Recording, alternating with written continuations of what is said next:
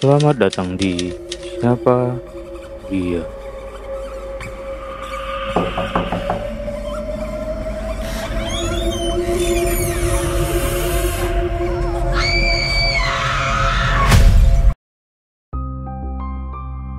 Halo semuanya, cerita kali ini berkisah tentang Ibu Nina yang mertuanya disantet oleh orang terdekatnya sendiri.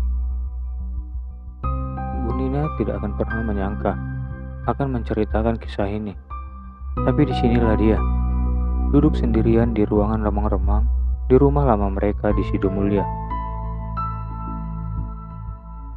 Sudah berminggu-minggu sejak hari mengerikan ketika ibu mertuanya meninggal.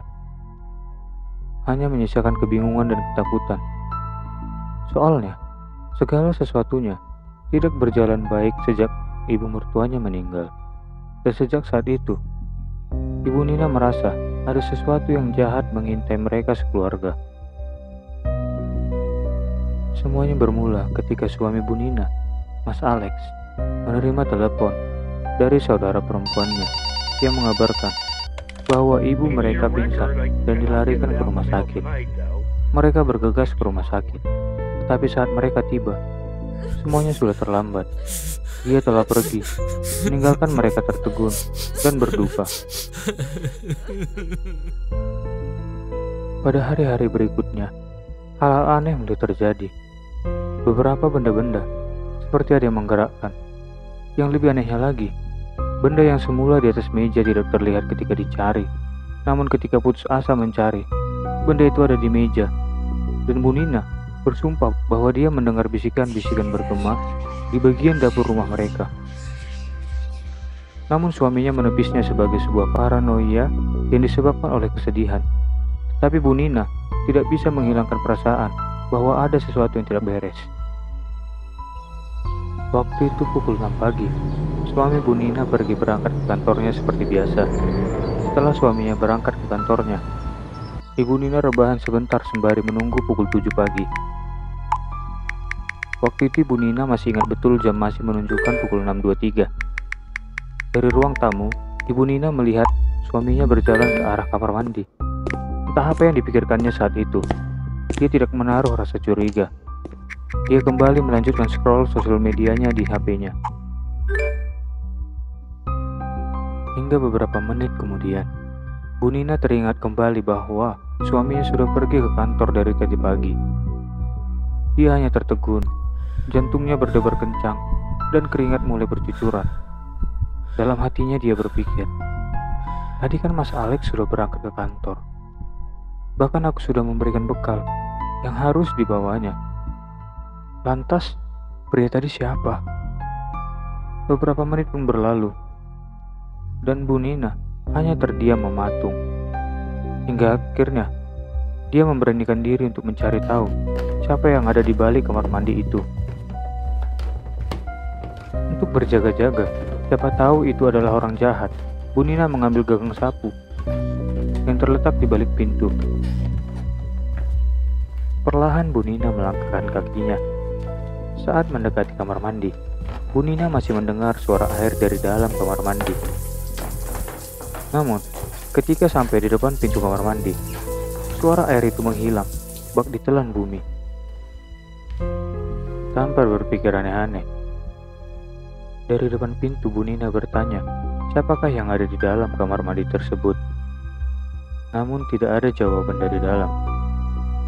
Bu Nina mengulangi pertanyaannya hingga 3 kali.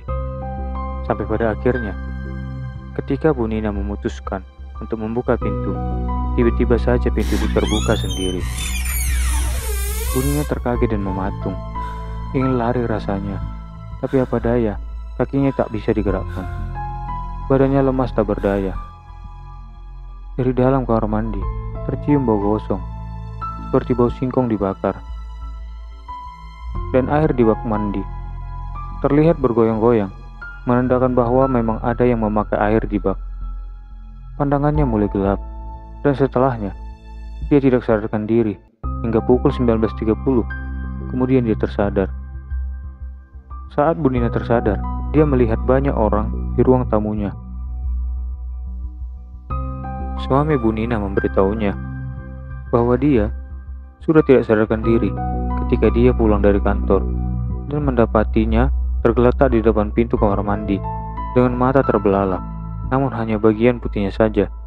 Merasa tak beres, suaminya memanggil teman dekatnya Rian, yang dimana Rian ini bisa dibilang anak indigo. Dan di situ Rian menjelaskan kalau Bu Nina pingsan tadi diakibatkan karena bentrokan energi yang terjadi, mengakibatkan tubuh Bu Nina tidak bisa bertahan untuk menjaga kesadarannya. Bu Nina juga menjelaskan, sebelum dia tidak sadarkan diri, dia mencium bau gosong. Bau gosongnya itu mirip dengan bau singkong bakar. Dan Rian menjelaskan bahwa bau yang dicium tadi ternyata adalah bau genderuwo. Rian juga bilang, biasanya kehadiran genderuwo ditandai dengan adanya bau-bauan seperti bau amis, bau menyan, bau singkong bakar, hingga bau anyir darah. Namun suaminya tetap saja tidak percaya hal-hal gaib.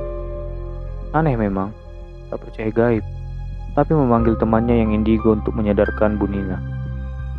Di situ Rian juga bilang kalau sebenarnya genderuwo di rumah mereka itu adalah kiriman seseorang yang dekat dengan keluarga Bu Nina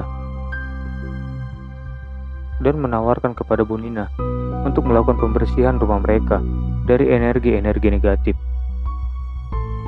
Suaminya yang keras kepala tetap teguh dengan pendiriannya bahwa hal-hal seperti itu tidak mungkin terjadi.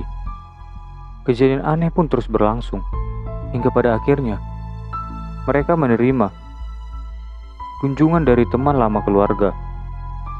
Sebut saja Pak Budi. Segalanya mulai masuk akal, atau begitulah yang mereka kira.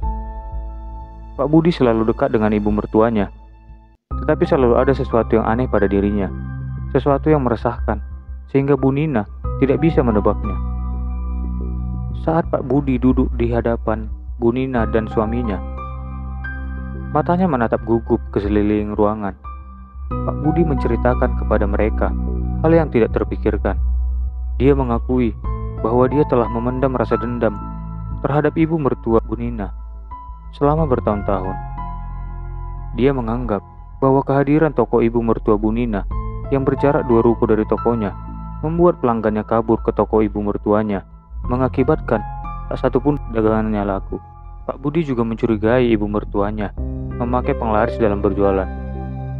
Disitulah dia mengakui bahwa dia telah melakukan sesuatu yang tidak dapat diungkapkan dengan kata-kata untuk menghilangkan kebenciannya. Pak Budi menceritakan kepada mereka bagaimana dia mencari dukun, berusaha mencari cara untuk membalas dendam pada ibu mertuanya atas apa yang dianggap sebagai kesombongan dan keistimewaan ibu mertuanya. Dukun itu telah menjanjikannya sebuah solusi, sebuah ritual yang akan mengakhiri hidup ibu mertua Bu Nina dan memberinya kekayaan serta kekuasaan yang sangat diinginkannya. Namun saat Pak Budi menceritakan kejadian yang terjadi pada malam naas itu, suaranya bergetar karena ketakutan dan penyesalan. Dia menceritakan kepada kami bagaimana ritual tersebut menjadi sangat salah, melepaskan kekuatan di luar kendalinya dan mengakhiri hidup ibu mertua Bu Nina dengan cara yang paling mengerikan, yang tak bisa dibayangkan. Dia menjelaskan, setelah dia melakukan ritual-ritual itu, berbagai sosok terus berdatangan menghantuinya dan meminta tumbal. Dia juga memberitahu Bu Nina dan suaminya bahwa setiap malam dia selalu didatangi sosok yang menyerupai ibu mertua yang meminta balasan atas perbuatannya. Saat Pak Budi menyelesaikan ceritanya, air mata mengalir di wajahnya dan Bu Nina bisa melihat beban rasa bersalah yang membebani dirinya seperti beban timah panas. Saat itulah mereka menyadari betapa besarnya kegelapan yang telah mengakar di rumah mereka dan kekuatan jahat yang mengintai di balik hal-hal mengerikan selama ini. Hingga pada akhirnya Pak Budi harus menanggung akibatnya atas keserakahan dan rasa irinya dan menemui akhir yang mengerikan di tangan dukun yang sama yang ia cari bantuannya. Namun luka akibat tindakannya terasa sangat dalam. Dan Bu Nina masih khawatir mereka tidak akan pernah benar-benar lepas dari kutukan yang ditimpakannya kepada mereka semua. Terima kasih buat kalian yang udah nonton video ini. Dan buat kalian yang suka dengan video ini, jangan lupa like, comment, dan subscribe-nya ya teman-teman.